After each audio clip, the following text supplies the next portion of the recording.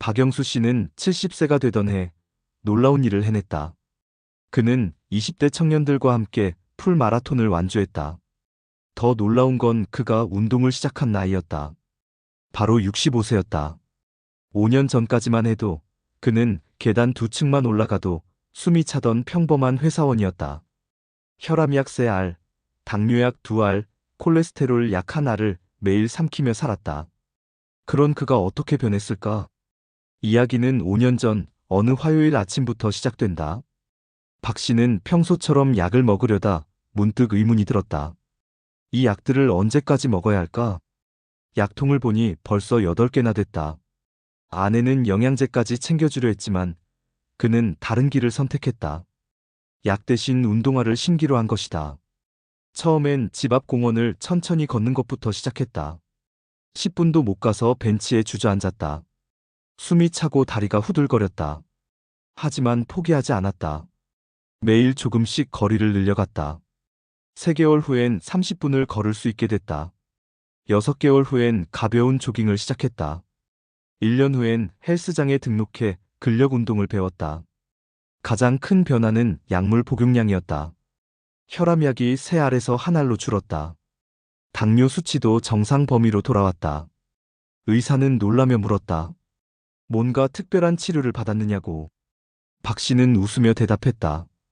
매일 1시간씩 움직이는 것 말고는 특별한 게 없다고. 이는 결코 특별한 사례가 아니다. 한국의 70세 이상 인구 중 80%가 만성질환을 앓고 있다. 평균적으로 한 사람당 4개 이상의 약을 복용한다. 그런데 놀라운 사실이 있다. 규칙적인 운동을 하는 70세 노인의 신체 나이는 50대 중반과 비슷하다는 연구 결과가 나왔다.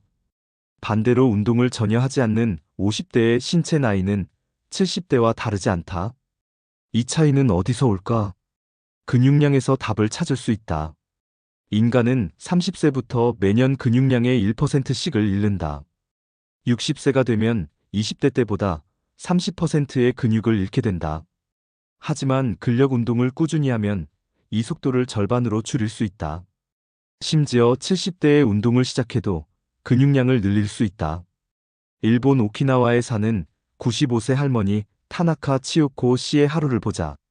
새벽 6시에 일어나 30분간 라디오 체조를 한다. 아침 식사 후엔 텃밭에서 2시간 농사일을 한다. 점심 후 낮잠을 자고 오후엔 친구들과 게이트볼을 즐긴다. 저녁엔 손자와 산책한다. 그녀는 지금도 계단을 혼자 오르내리고 무거운 물건을 든다. 반면 서울의 72세 김모 씨는 다르다. 아침에 일어나면 먼저 약부터 찾는다. 혈압약, 당뇨약, 관절염약, 수면제까지 총 8알을 삼킨다. TV 앞에 앉아 뉴스를 보며 아침을 먹는다. 오전엔 병원에 가고 오후엔 집에서 TV를 보거나 잠을 잔다. 저녁엔 또 약을 먹고 일찍 잠자리에 든다. 계단 오르기가 힘들어 엘리베이터만 이용한다. 두 사람의 차이는 무엇일까? 가장 큰 차이는 몸을 움직이는 시간이다. 타나카 할머니는 하루 5시간 이상 몸을 움직인다. 김 씨는 하루 30분도 채 움직이지 않는다. 스웨덴의 한 연구팀이 흥미로운 실험을 했다. 75세 이상 노인 100명을 두 그룹으로 나눴다. 한 그룹은 기존 생활을 그대로 유지하게 했고, 다른 그룹은 주 3회 근력 운동을 하게 했다. 6개월 후 결과는 놀라웠다. 운동 그룹의 근력이 평균 35% 증가했다. 보행 속도도 20% 빨라졌다. 더 중요한 건 인지 기능까지 개선됐다는 점이다. 운동이 뇌에 미치는 영향을 보자. 운동을 하면 BDNF라는 단백질이 분비된다. 이 단백질은 뇌신경세포의 성장을 돕고 기억력을 향상시킨다. 치매 예방에도 효과적이다.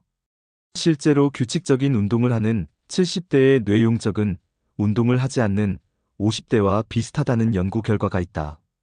하지만 많은 사람들이 잘못 생각한다. 나이가 들면 운동이 위험하다고 여긴다. 관절에 무리가 간다고 걱정한다. 하지만 이는 사실과 다르다. 적절한 운동은 관절 건강에 도움이 된다. 관절 주변 근육이 강해지면 관절에 가해지는 부담이 줄어든다. 미국 하버드 의대의 연구에 따르면 80세 이상 고령자도 근력 운동을 통해 근육량을 늘릴 수 있다. 연구진은 90대 노인들에게 8주간 근력 운동을 시켰다. 그 결과 근력이 평균 113% 증가했다. 보행 속도도 12% 빨라졌다. 계단 오르기 능력은 28% 향상됐다. 운동의 효과는 즉각적으로 나타나지 않는다. 하지만 꾸준히 하면 분명한 변화를 느낄 수 있다. 처음 2주는 아무런 변화가 없는 것 같다. 4주가 지나면 자신만 변화를 느낀다. 8주가 지나면 가족들이 알아챈다. 12주가 지나면 모든 사람들이 변화를 본다. 영국 런던에 사는 89세 찰스 유진 씨는 매일 아침 1시간씩 수영을 한다. 그는 80세에 수영을 시작했다. 처음엔 25m도 힘들었다. 지금은 1km를 거뜬히 헤엄친다. 그의 혈관 나이는 60대 중반이다. 혈압도 정상이고 콜레스테롤 수치도 완벽하다. 한국 사람들은 특히 약에 의존하는 경향이 강하다. OECD 국가 중 외래 진료 횟수 1위다. 1인당 연간 17회 병원을 방문한다. 미국의 4배, 독일의 2배에 달한다. 하지만 정작 건강 수명은 다른 선진국에 비해 짧다. 문제는 근본적인 해결책보다 임시 방편을 선호한다는 점이다. 혈압이 높으면 혈압약을 먹는다. 혈당이 높으면 당뇨약을 먹는다. 하지만 왜 혈압이 오르고 혈당이 높아지는지 근본 원인을 찾으려 하지 않는다. 대부분의 만성질환은 생활습관과 직결된다. 운동 부족, 잘못된 식습관, 스트레스가 주요 원인이다. 이 중에서도 운동 부족이 가장 큰 문제다. 현대인은 하루 평균 9시간을 앉아서 보낸다. 이는 흡연만큼이나 건강에 해롭다. 좌식 생활의 폐해를 보여주는 연구가 있다. 하루 6시간 이상 앉아있는 사람은 3시간 미만으로 앉아있는 사람보다 사망률이 18% 높다. 여성의 경우 37%나 높다. 반면 규칙적인 운동의 효과는 놀랍다. 주 150분의 중강도 운동만으로도 사망률을 14% 줄일 수 있다. 심혈관 질환 위험은 20%, 당뇨병 위험은 27% 감소한다. 더 놀라운 건 인지 기능 저하 위험이 38%나 줄어든다는 점이다. 운동을 시작하기에 늦은 나이는 없다. 100세에 운동을 시작해도 효과가 있다. 중요한 건 자신의 상태에 맞는 운동을 선택하는 것이다. 관절이 아픈 사람은 수중 운동부터 시작한다. 심장이 약한 사람은 가벼운 걷기부터 시작한다. 운동의 종류도 다양해야 한다. 유산소 운동만으론 부족하다. 근력 운동, 유연성 운동, 균형 운동을 골고루 해야 한다. 유산소 운동은 심폐 기능을 강화한다. 근력 운동은 근육량을 늘리고 골밀도를 높인다. 균형 운동은 낙상을 예방한다. 특히 65세 이상에게는 균형 운동이 중요하다. 낙상은 노인의 주요 사망 원인 중 하나다. 균형 능력이 떨어지면 작은 걸림돌에도 넘어진다. 한 번 넘어지면 골절 위험이 크다. 골절 후 침상 생활이 길어지면 전신 기능이 급속히 떨어진다. 일본에서는 이를 예방하기 위해 독특한 운동법을 개발했다. 바로 한발 서기 운동이다. 한 발로 1분간 서 있는 것이다. 처음엔 10초도 힘들다. 하지만 꾸준히 하면 1분도 가능해진다. 이 간단한 운동만으로도 균형 능력이 크게 향상된다. 싱가포르의 92세 할머니 리멘 씨는 매일 아침 태극권을 한다. 그녀는 70세에 태극권을 시작했다. 22년째 하루도 빠지지 않고 운동한다. 그 결과 또래보다 훨씬 젊어 보인다. 걸음걸이도 경쾌하고 목소리도 또렷하다. 운동 효과를 높이려면 강도 조절이 중요하다.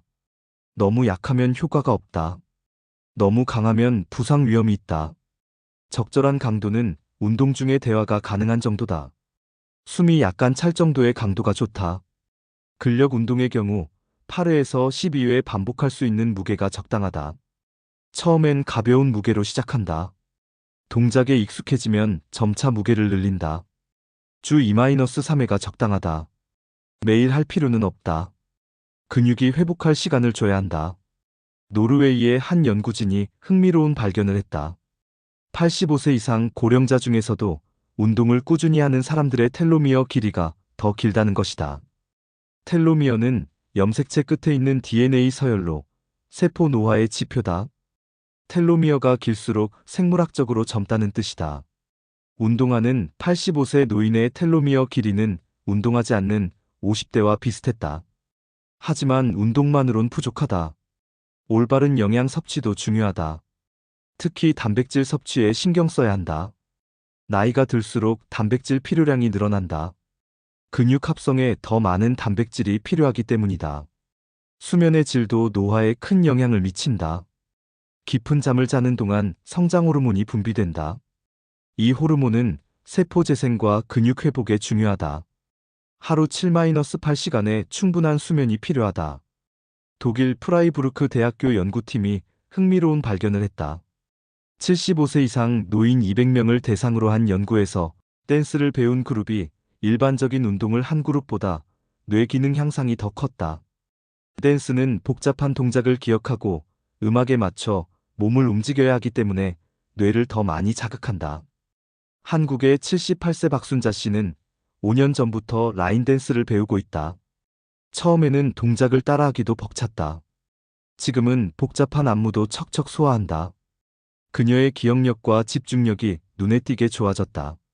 혈압도 정상 범위로 돌아왔다. 무엇보다 삶이 즐거워졌다고 말한다. 운동은 치매 예방에도 효과적이다.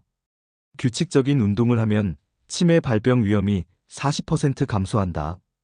운동을 하면 뇌로 가는 혈류량이 증가한다.